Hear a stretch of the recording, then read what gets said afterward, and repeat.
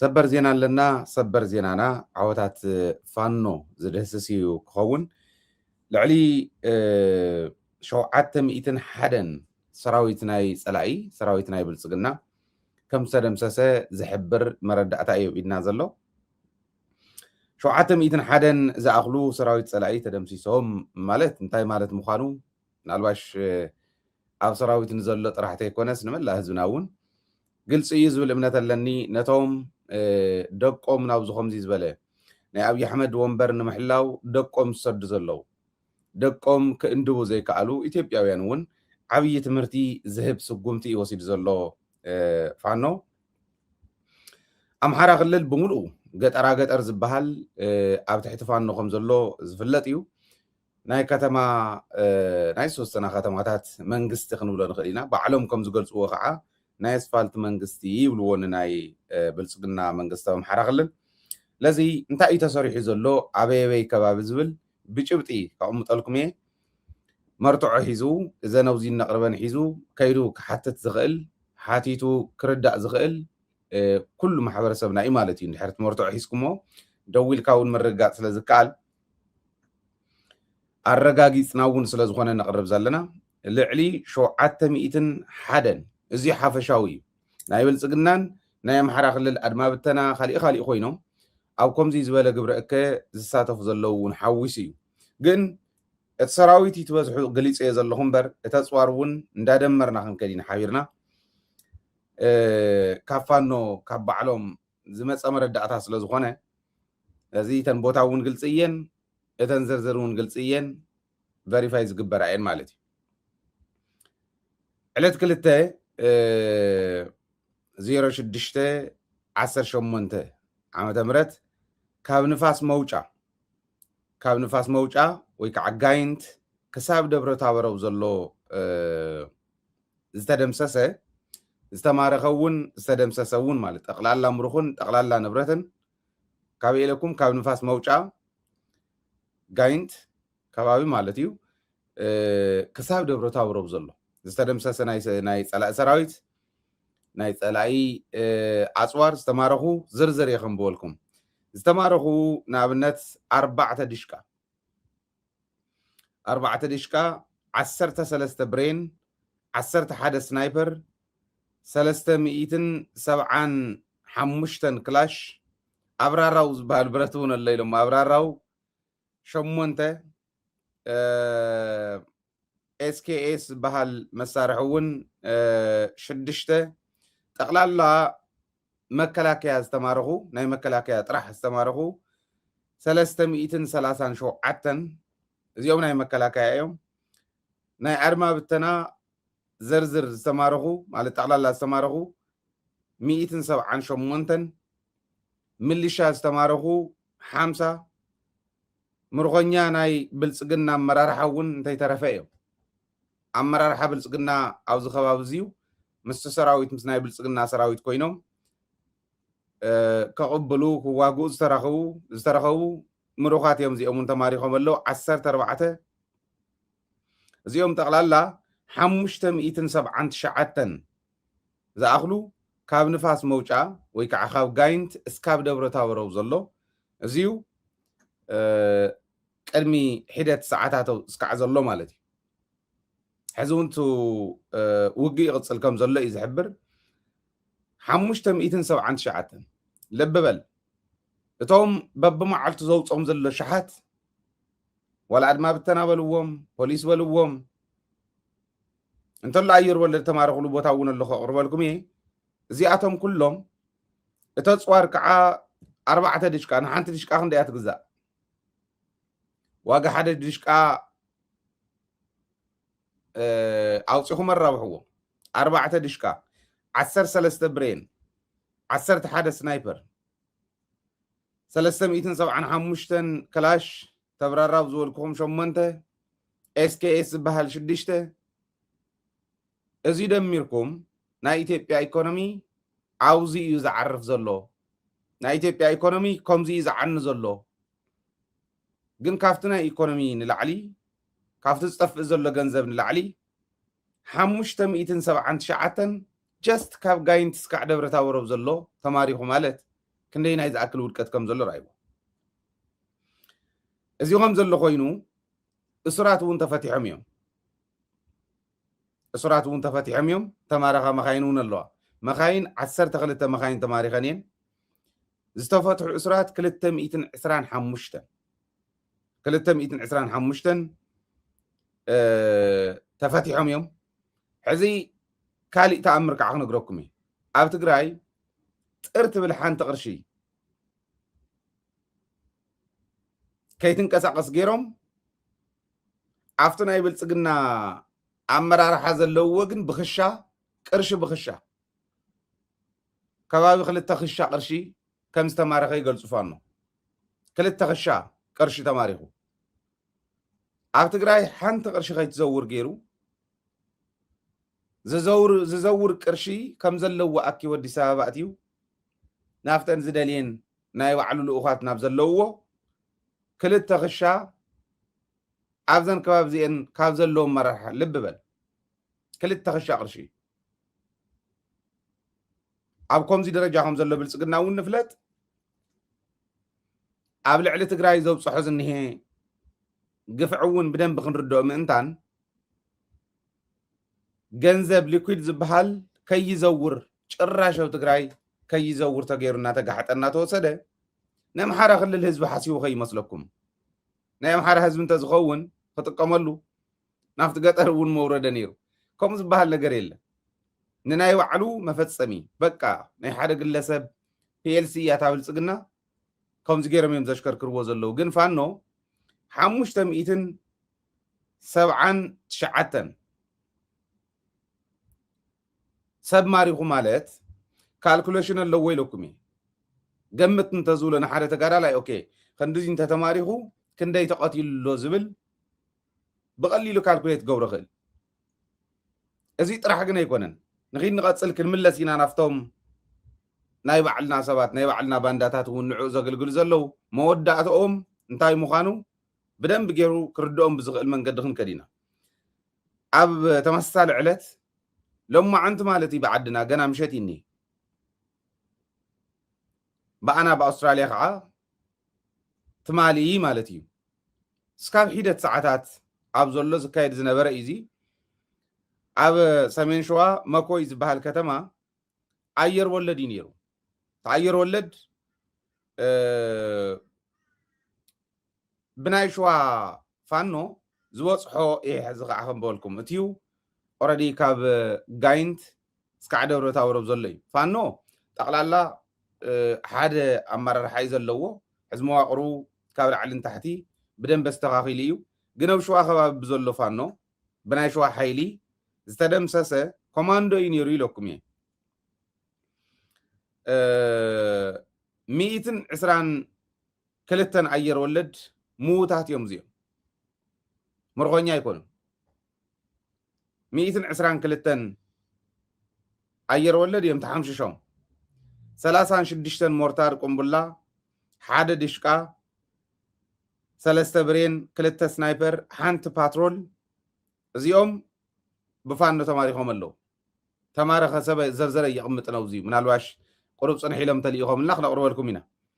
نجر جن تمارغو نبرة يوم نيوزي وما قحت ناي مكلك يا مالت ناي طور مسارحي يوم نيو ناي مورتاركم بالله 36 دشكا حدا برين 3 سنايبر كلته كومون حنت باترول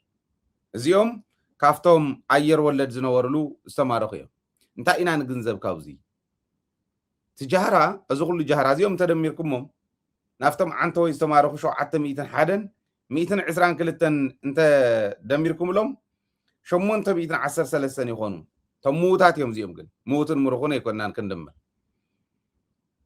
عفتم شو عتا 100 زاقلو ادما بتناولوهم اللي شابلوهم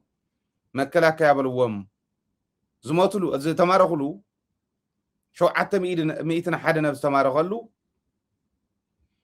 انت ناسه حدا شحن 400 مويتهم انتلنا يوم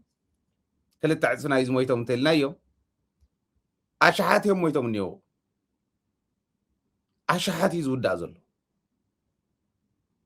سراويتنا ኢትዮጵያ ይወዳሉ መንሰ ይወዳሉ ይሉ ግን ክንዱ ዛከል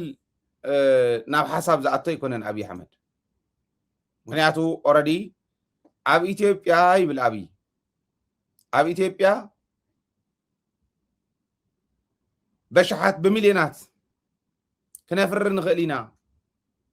ስልጣን ክነፍር ንኽእል ኢና ይብል ብሚልዮናት ሰራዊት ምፍራይ ይከኣል ይብል ኣይግድሶን ክንዱ ዝኣክል ሰራዊት ተደምሰሰ ንኣብይ ኣሕመድ ምንም አይኮነን 10 ዓመት 20 ዓመት ውጊያ ማስቀጠል ይቻላል ምንም ችግር የለም ክላሽም አለ ጥይትም አለ ሰውም አለ ከሁለት ሶስት ክልሎች ብቻ በሳምንታት ጊዜ ውስጥ በአንድ ሳምንት በሁለት ሳምንት በሶስት ሳምንት ጊዜ ውስጥ 100,000 ልዩ ኃይል የሰለጠነ የታጠቀ የተደራጀ ማውጣት ይቻላል አይ ልዩ ኃይል ላይ በቃ ሚሊሻ ነው የሚያስፈልገው ከተባለ በጥቂት ወራት በአንድ በሁለት ወር ጊዜ ውስጥ ግማሽ ሚሊዮን ሚሊሻ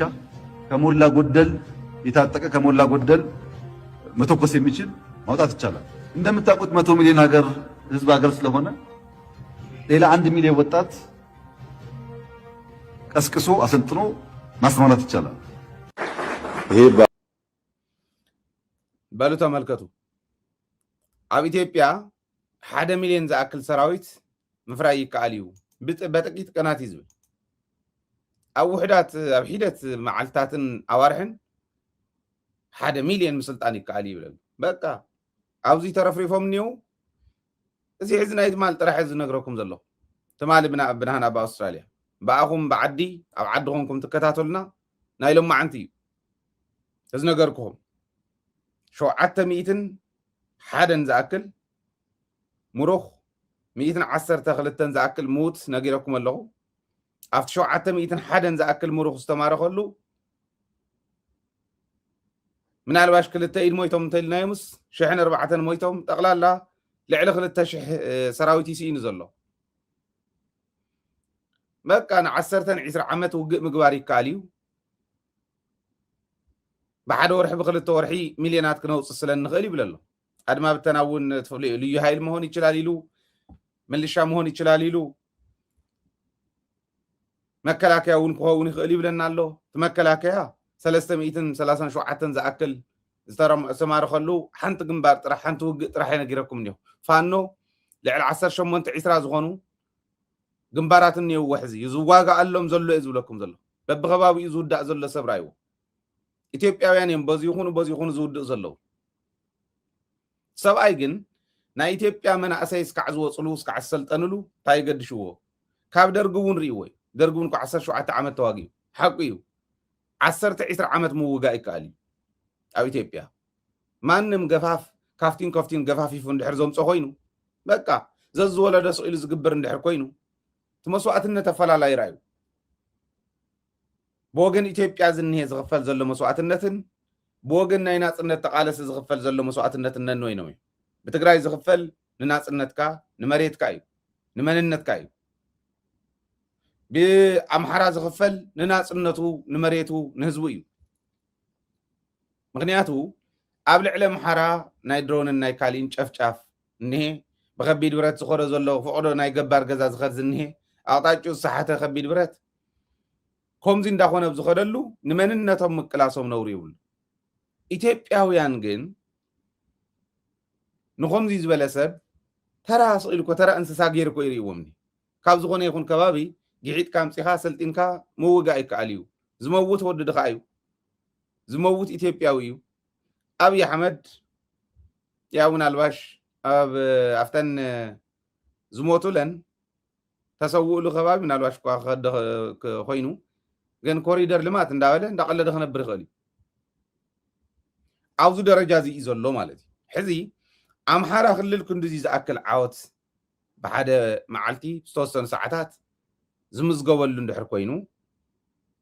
እቲ ሕዚ መጻኹም በላዕኹም ዝብል ዘሎ ትማል እውን ንሕልፎ ዝነበርና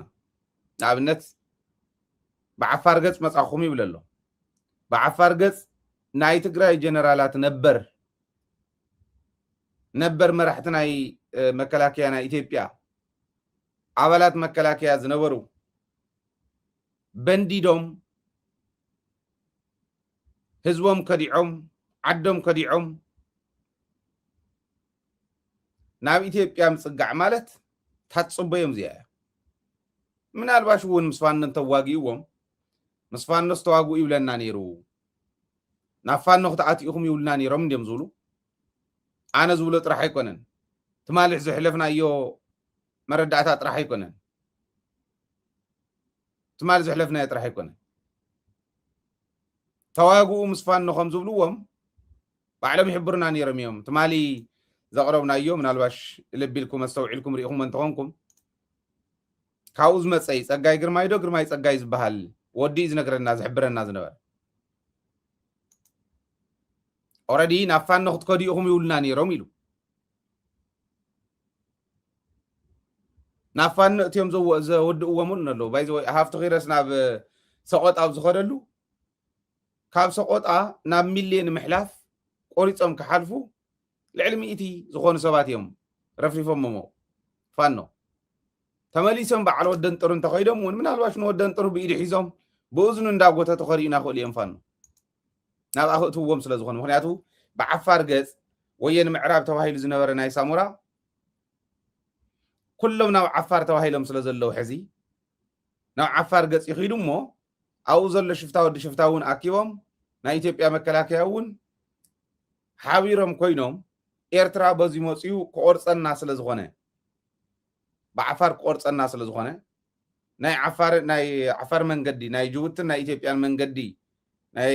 ፅርግያ ይኹን ናይ ባቡር ሃዲድ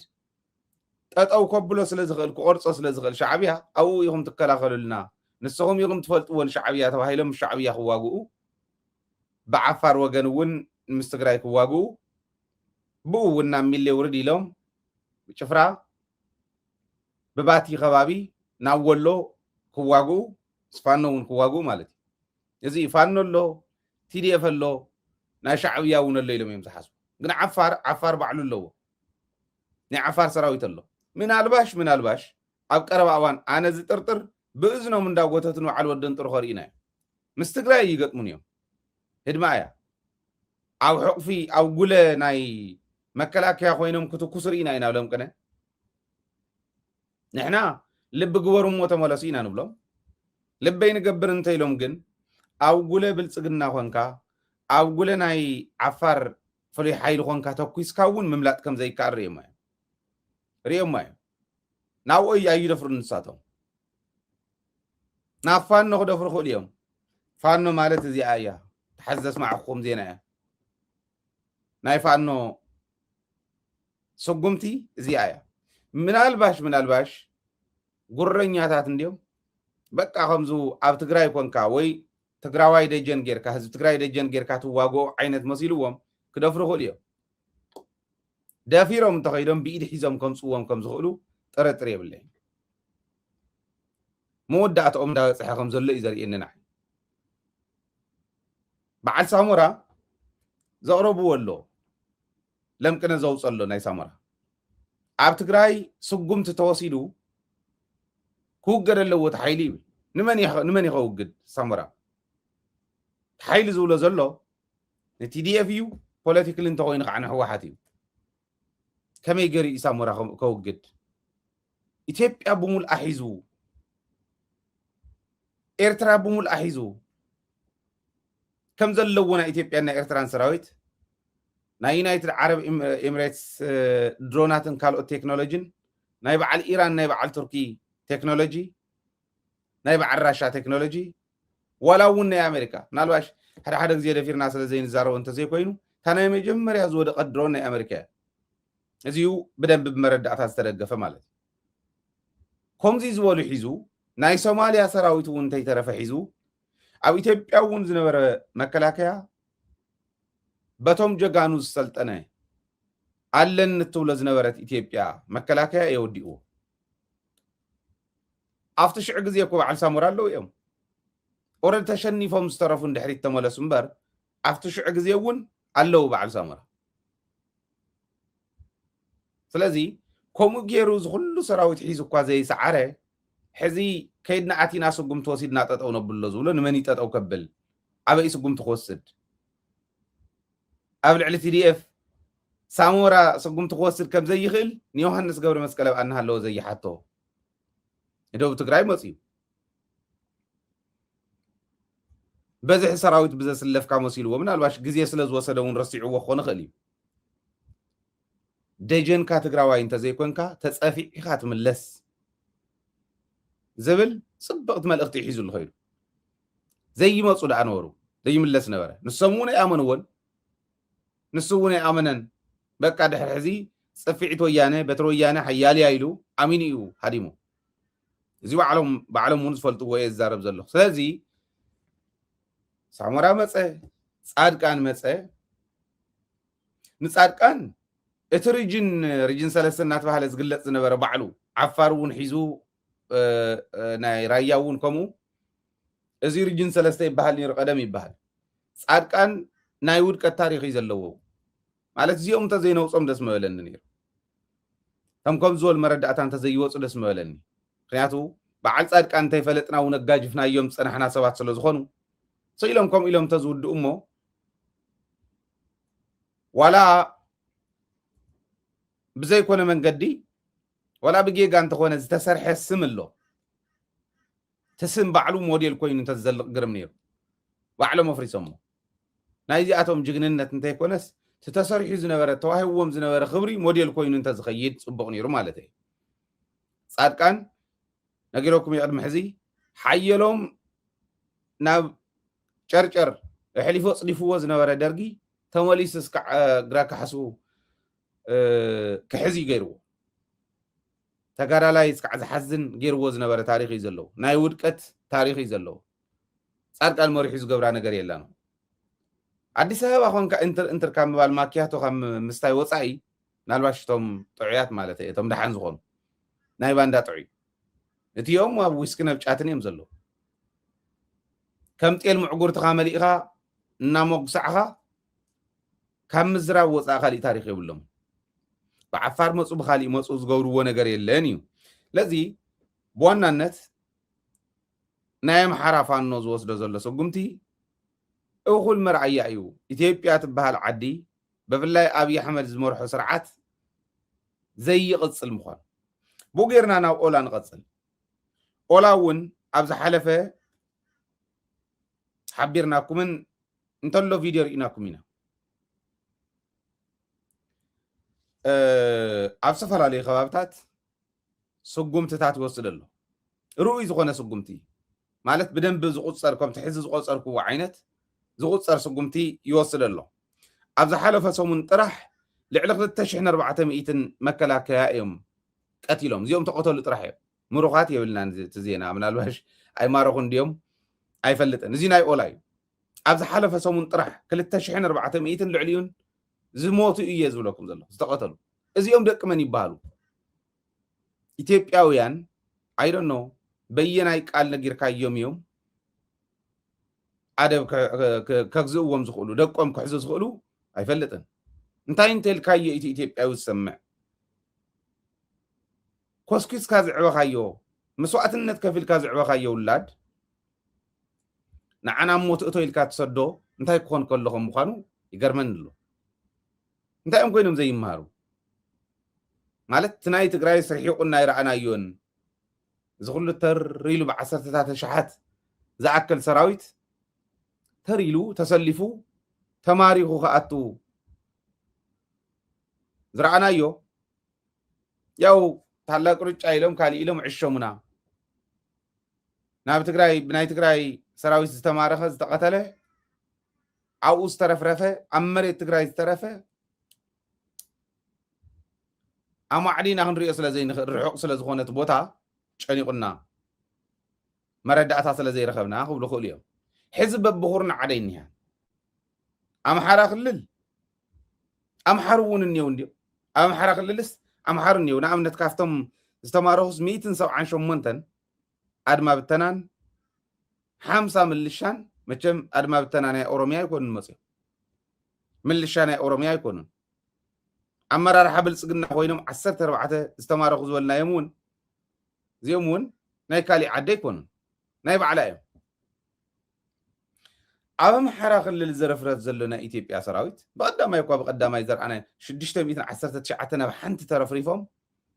5 ኣመራርሓ ዘለውዎም حدا مقابر زغور لهم نتهم مرة حاوصيهم زيهم يميتهم من حمشته يميتهم من ايلو استرفه 614 حاوي مال كاب زينا ام حاوي خاب ميديا خاب كاميرا ام حاوي منبر نحنا رخيبنا يسحلفنا هنا كندز اكل سراويت صلا اندا ترفرفه انتنا اسن هزوم ولا انت زي حسبوا نايموت كامبيو ببلصقنا وغن زلو يلوم مئمان نمنتاي ابيو ام حرق للي يزول ناو اوروميا ون او اورومياس اورومو خوينو ابال مكلاكيا خوينو خيدو نقول ازوغ ناي اورومو ناصنت ارمي كواغا زخيد كما يقروا لب امين له حلنو كما يقروا امين اللي يزخيد يقرمن بقى حزي ابز حلف سومن كوازول كومس لو مسلسي ابز حلف سومن طرح كابسونيس كعرب بزلو 2400 لعليون تدمسي سوم بلله زيو حنت خبابي بب خبابي زني هدا باي وق زوسر زلو نبرت زقتل زلو سراويت ولا مساعتهم بالصقنا تسرح مرار حازي ጭው زلو كندي سوي ودال من الباش حزب قصر انت تغيرنا ايثيوبيا اتاليلوم انت زي كيدوم رغصኛ ايه مليونات يم غديلوم انت 20 مليون قليو 100 مليون زي كمل خيل سوي ودا يزل زولد زلون تزودا زلن معري يكون سبسو يلي يغحافيني غامبيلا خيدو كندي ملسي تودي نايدو سودان عطقات زوسدو زلو ناي غامبيلا هصاونت انت يترفه رايو دقنسي ጭው ያለው ናይ ጾታው ርክብ سليفرز بحال كوم ينزغلغلا يوسدون بعلهم كابين شانغول كومو ابلع العفار زبصح زلو راي ولا فتهزبون يزو زلو بتچقنا زموت زلو بسنه حكمنا بطميت زموت زلو عنببا تخيلكا ناي هزوي كبد خطعنقلي تخيل امحرا سلمي عايا يبل نيرو ابي احمد ربز حلفه امحرا بقى يا امارا حزب ያውቀዋል እንዴት እንደተለወጠ አማራ ክልል ያውቃል ይላል ታይት ምስ መርጥዖ ካን ተወልካ ሃይቅ እኮ ኮሪደር ልማዓት ሰርሕና በሃይቅ ዝኾነ ሃይቅ ቱ ባህሪ ሃይቅ ዝበሃል ቃላይ ንዕኡ በደንብ ጌርና ልሚዕናስ ሪዞርት ሰርሕና ኣለና ልማዓት ማለት ከብዲ ናይቱ ጽዕ ህዝብ ምዕንጋል ማለት ንአብይ አሕመድ እዚ ስለዚህ በዋናነት እንተኾነ አንቱም ተጋሩ ምስ ብልጽግና ተሰርሑ ዘለኹም ተጋሩ እዚ ሪኢኹም ትምለሱን ዓዱ ተዓዲ ትፈርስ ያ ዘላ ምስ ትፈርስ ዘላ ዓዲ ኮንኩም ህዝብኹም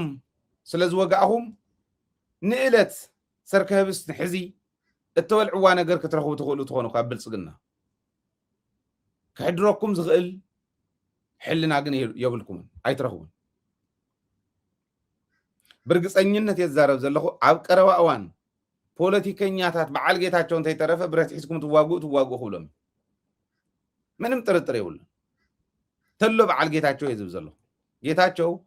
አዲስ አበባ ኮይኑ ህወሓት ዘፈርስ ይዝመስሎ አዲስ አበባ ኮይኑ ትግራይ ዘፈርስ ይዝመስሎ ግን በዓል ዝፈርሰላ ኩነታት እዮም ዘመቻቹ ብሉ ዘሎ እንተኾነ ከምታ ዝበልኩዋ ብረት ተሒዞም በል ተዋጋእና ተኽእልዎ እዮም ተዘይ ኮይኑ ግን ናይ ሙሉ ነጋ ዕጫ ክትበፅሐ እያ ምናልባሽ ከም ሙሉ ነጋ እውን ዘይከምልጥ ይኽእል እዩ ካብ ሙሉ ነጋ ተማሂሮም ከትርፍዎ እዮም ሙሉ ነጋ ሰራዊት ትግራይ ሰሜን ሸዋ ክበፅሕ ከሎ ናይ ኢትዮጵያ ፖለቲከኛታት ሳንጦም ጠቕሊሎም ህድማ ክጅምሩ ከለዉ እንታይ እዩ ዝበለ መጀመሪያ ናይ ገዛ ዋርድያ አልዕለሙ ለይሉ ጥበቃ ናይ ገዛ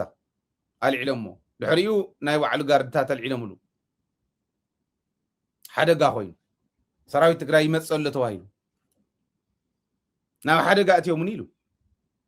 ኣብ መወዳእታ ኸም እዩ እንታይ እዮም ዝገብርዎም ዘለው እዚኣ ክቕምጥ እሞ ናፍታ ትቕፅል ክሓልፍ እየ በረኻ ዘለው ይኹኑ ኣብ ኣዲስ ኣበባ ዘለው ናይ መወዳእታ ማኖስ ካዕዝነክ ኢኻ ተጽንሖ እዚኣ ይዝገብር ዘሎ ብልጽግና ማኖስ ካዕዝነክ ናይ መወዳእታ ማኖ ነኽዮም እንዲዮ ግን ክምለስ ዘይኽእል ናይ ብልጽግና መሳርሒ ኮይኖም ዘለዓለሞም ክዘልቁላ ዝኽእሉላ መንገዲ የትሕዞም እንታይ ማለት እዩ ይቅርታ ዘይበሃለ ወንጀል እስካዕ ዝሰርሑ የጽንሖም ማለት እዩ ንኣብነት ብዓፋር ኩናት ከፊቶምላ ሰራዊት ትግራይ ምዕራብ ከምልስ እየ ሰሜን ምዕራብ ከምልስ እየ ካልኦት ከባብታት እውን ኩለን ከምልሰን እየ ትግራይ ዋላ ሓንቲ ኢንች መሬት ሓንቲ ሴንቲሜትር መሬት ክውሰዳ የብሉን ኢሎም ዝቃለሰሉ ብድሕሪት ኮይኖም ኩናት ከፊቶምላ ውግእ ከፊቶም እዚ ታሪክ እዚ መሬትና ከይነምልስ ሓድነትና ጠናኺርና መሬትና ከይነምልስ ላዕላውነትና ከይነኽብር ብድሕሪና ኮይኑ ዝወግኣና ትግራዋይ ነይሩ ዝብል ታሪክ መፅሓፍ ተርፍ ዶ ይመስለኩም ክፅሓፍ ኮይ እንተዘይፀሓፍና እዩ ንሕና ባዕሎም ክፅሕፍዎ እዮም ዜናታቶም ረኣይዎ በትግራይ ኃይሎች መካከል እዮም ዝብሉ ሕዚ ኃይሎች እዮም ኮይኖም ቁንጥር አቢልካ ሸፋቱ ተፈርሞ በትግራይ ኃይሎች መካከል እየተደረገ ያለው ውጊያ ቀጥለዋል በአፋርና በትግራይ ቦርደር ላይ እየተደረገ ያለው ቀጥለዋል ይሉ የትግራይ አባቶች የትግራይ ኃይሎችን ለማስታረቅ ተመልከቱ ልክዕታ ፖለቲካ ብክልተ ከም ዝገምዕዋ ደምሲለማ ብልጽግና ሰሪዖምልና ብልጽግና ፍሬሙልና ጌታቸው ረዳ ዝበሃል ሓደ ዕንዝር ዝመርሖ ብልጽግና ምስ ህወሓት የህወሓት ኃይሎች እንደውም ንሕና ህወሓት ኢና እንዳወሉ ምን ቀጽሎም ማዕረ ገይሮም ዜና ምስራሕ ጀሚሮም ሕዚ ዜና ይስራሕ ኣሎ ጽሓን ጎ መጽሐፍ ክጽሐፍ እዩ ማኖን ከእሞም እዮም ኦሬዲ ታሪኾም ተበላሽ እዩ ጌታቸው ረዳና ጻድቃን የሚመሩት የትግራይ ኃይል በፖለቲካም በመሳሪያም ይዋጋቸው ነበር ትግራይ ምዕራብ ትግራይ ምላስ ስለዘይ ተርፈው ቀረባ ሰሜን ምዕራብ በዓል ጸለም ተተምልሰብ ተኸደሉ እነዚህ ደግሞ በዚህ በኩል ይዋጉ ነበር ተጋሩ ለየራሳቸው መባላት አመላቸው ነው ይለም ከሙጥልካ አይትጠራጠር ማኖ የምዘንኩ እኻ ዘለው ሕዚ ወደን ጥሩ ዝበሃል ሓደ ናይ ሕልና ናይ እሙረ ሽግር ዘለዎ ሰብ ዝመርሖም ሰራዊት ነይሮም ኢሎም ክጽሕፍልካ ይኽእል እዩ ምክንያቱ አይግዳሾምን ወደን ጥሩ ሓመመ ወደን ጥሩ ተጸለለ ወደን ጥሩ ዝመርሖ ይኹን ወደ ሸብር ዝመርሖ ይኹን ናብ ትግራይ ተኮሰ ዕላማኦም ይሳኽዓሎም እምበር ንዕኦም አይግዳሶም ወደን ጥሩ ዲዝ ትኩስ ዘሎ ወደ ሸብር ዲዝ ትኩስ ዘሎ እንታይ እዩ ትግራዋይ ሙማቱ ትግራዋይ እንድሕሪት መምላሱ መሬት ትግራይ ምውራሩ ነንባዕልና መብላዕና ነንባዕልና ምንቋርና ጥራሕ ያናታቶም ዕላማ እዚኦም ዝገብሩ ዘሎ ንባዕል ሳሞራ ዝተወሰነ ግብሪ ብምቕናስ ከታልዎም ይኽእሉ እዮም ሕዚ ግብሪ ብምቕናስ በቃ ንብረትኩም ሒዝኩም ዘና ኢልኩም እኮ አዲስ አበባ ክትነብሩ ትኽእሉ ኢኹም ብምባል ከታልዎም ይኽእሉ እዮም ሕዚ ትግራይ መሬታ ምሰኽበረት ናጽነታ ምሰረጋገጸት ግን ከም ከልቢ ችድ ኢሎም ንዓውፃ ኢሎም ከባርዎም አይትጠራጠሩ እዚኦም ማለት ኢትዮጵያ እኮ ያትዓዲ ኢትዮጵያ ያትዓዲ ትግራዋይ ብምዃኑ ጥራሕ ወንርኢ ኮለና ሕዚ مسكينة أدوناي تقراوي بمخانو طرح تنزح حزن ده تليفون تنزوص اندوم حصاص انداول اي واصي وانتن ገንዘብ ሱርሸም እኮ ይብሎም ሚሊዮናት የን ቢሊዮናት ዘመሓደር መንግስቲ ነተን ሚሊዮናት ንሱ ዝኣከበን ሕጻጽ እንዳወለ ዝኣከበን ናብ ሕጻጽ ከይኸዳ ትሪፎም 16 ሚሊዮን حزن ኢትዮጵያዊ ኮይኑ ንሕድሕድ ኢትዮጵያዊ አርቲስት መኪና እንዳግዘአ ነበር ንባዕሉ ንኸብዱ ክነብር ክእሊ ሕልኑ ግን ክጽጽቶ ይጽዋሕ ንጎ ንምንታይ ትግራዋይ ብምዃን በልጭ ትግራዋይ እንዲ ሓዝር ተጠቂምና ወዲና ኣለና ኢሎም ከም ማስቲካ ሓይኾም ወዲኦም ክድርብይዎም ልብ ዘለዎ ኣማዕዲ ዝርኢ ኣስተውዒሉ ዝርኢ ጥራሕ ዝወፃ ግዜ ኢና ዘለና